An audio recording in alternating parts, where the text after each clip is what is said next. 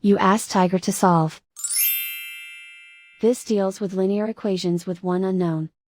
The final result is x equals 207156 over 19. Let's solve it step by step. Simplify the expression. Swap sides.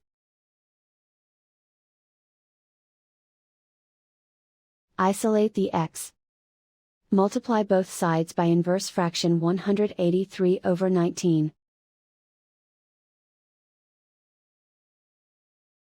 Group like terms. Multiply the coefficients. Simplify the fraction. Multiply the fractions. Simplify the arithmetic. And so the final result is x equals 207156 over 19.